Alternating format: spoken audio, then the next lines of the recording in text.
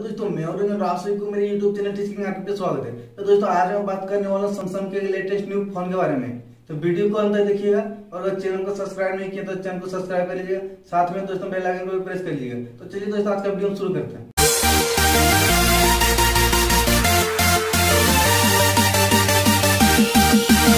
अगर इस मोबाइल के डिस्प्ले के बारे में बात करें दोस्तों, तो इस मोबाइल में आपको 6.5 इंच का डिस्प्ले, साथ ही में दोस्तों 80 का डिस्प्ले मिलता है। किसी भी मोबाइल में दोस्तों सबसे मेन बात आती है उसके बैटरी और चार्जर के बारे में। अगर इस मोबाइल के बैटरी और चार्जर के बारे में बात करें दोस्तों, इस मोबाइल में हमको 6000 का बैटरी, साथ में दोस्तों 15 वाट का फास्ट चार्जिंग का सपोर्ट मिलता है।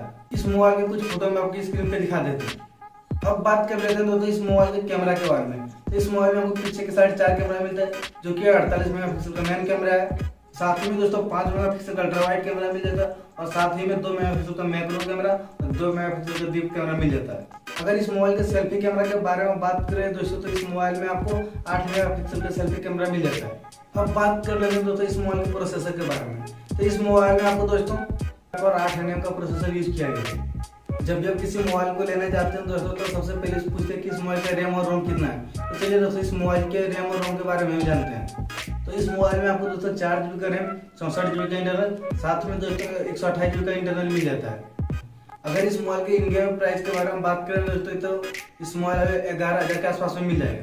और दोस्तों वीडियो अच्छी लगी तो वीडियो को लाइक करें, चैनल को सब्सक्राइब करें। आज के लिए इतना ही। अब मिलते हैं वीडियो। जय हिंद, जय भारत।